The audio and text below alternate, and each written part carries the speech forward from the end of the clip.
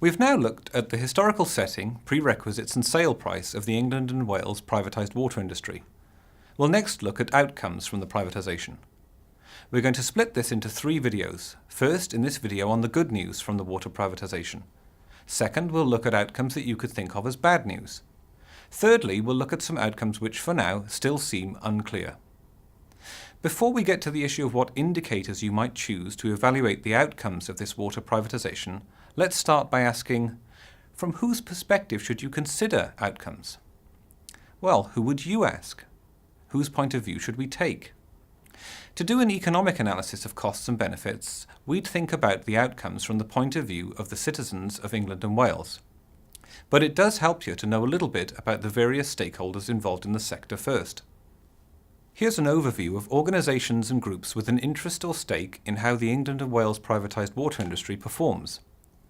This illustration is from Andrew Beaver, Director of Strategy at the water sector's economic regulator, the Water Services Regulation Authority, or Ofwat for short. At the top we can see boxes for the democratically elected UK government, the devolved Welsh Assembly government, and the European Union, which consults with its member states about environmental and other regulations that are then binding on its members. Below that, still in pink, we can see the Competition Commission, or CC, and the Competition Appeal Tribunal, or CAT. These appointed public bodies arbitrate issues of economic regulation and competition. The next layer down in green shows the 3 main regulators for the England and Wales water sector. These again are public bodies with some independence from government that have defined duties and responsibilities and regulate specific areas. From the left we have the economic regulator we've already mentioned, Ofwat, then the Drinking Water Quality Regulator, the Drinking Water Inspectorate, or DWI.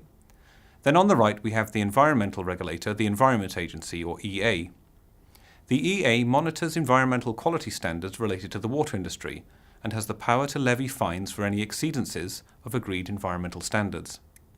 All 3 of these regulatory organisations in green have some role in the periodic determination of the water prices for the sector, but we'll come to this in our next session on regulating the water sector. Having these regulators does incur a cost. Ofwat is financed by licence fees recovered from the water companies, but this is a part of the cost structure then of the water companies, so is eventually paid for by water customers. The Environment Agency is formally required to recover the costs of its main regulatory activities from the organisations it regulates. It also receives government grants for certain activities, thus paid for via taxation. And again, if the EA recovers its costs by levying fines on water companies, water customers eventually meet the cost of these fines. Next we have, in light blue, the private water firms, the water and sewerage companies, the WASCs, and the water-only companies, the WOCs. These private firms have profit motives and shareholder needs to satisfy. The regulators prescribe certain water and sewerage service outputs that the private water companies must deliver. The water prices they can charge are controlled, and they must meet goals concerning infrastructure investment, infrastructure condition, and environmental standards. Below the companies here, in orange, we have the Consumer Council for Water, or CC Water. This is an independent, statutory representative body for all household and business water customers in England and Wales.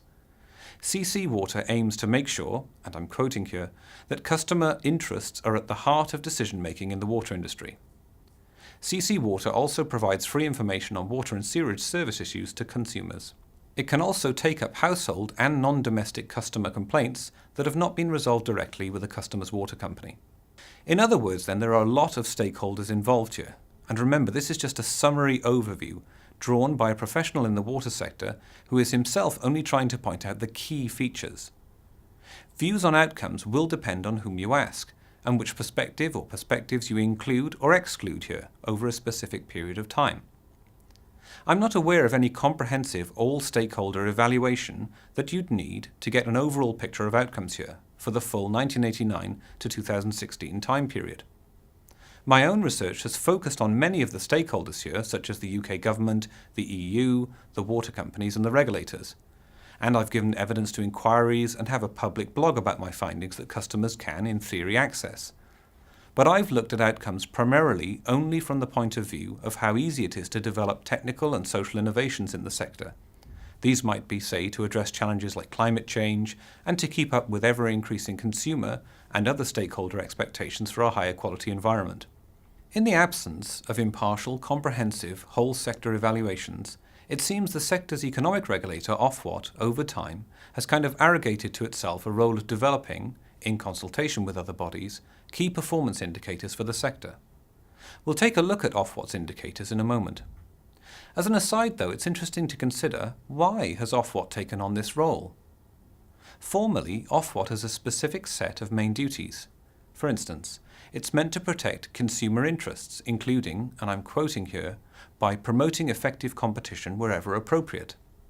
It has to ensure water companies can finance their functions by securing reasonable returns on their capital. And it has to secure the long-term resilience of water companies' water supply and wastewater systems to meet long-term needs. It also has some secondary duties, such as, quoting, to contribute to the achievement of sustainable development and to have regard to the principles of best regulatory practice. But it seems to me that Ofwat has taken an interesting leadership role here. This could be because other stakeholders have not stepped forward to do this.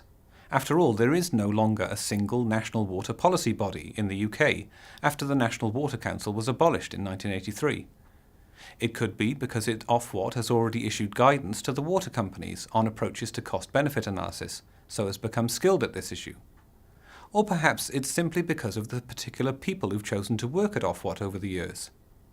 It's also probably why Ofwat is frequently the target of criticisms about the sector's performance. This happens even when the specific details being criticised fall outside of Ofwat's prescribed remit. Let's return to the issue of good news outcomes from the England and Wales water privatisation case. Taking Ofwat's performance indicators, the good news headlines are as follows: reduced leakage, increased capital investment, improved condition of the company's pipe networks, improved water and environmental quality, and improved customer service. So that's more investment, better networks, quality standards, and customer service. All this is good news, right?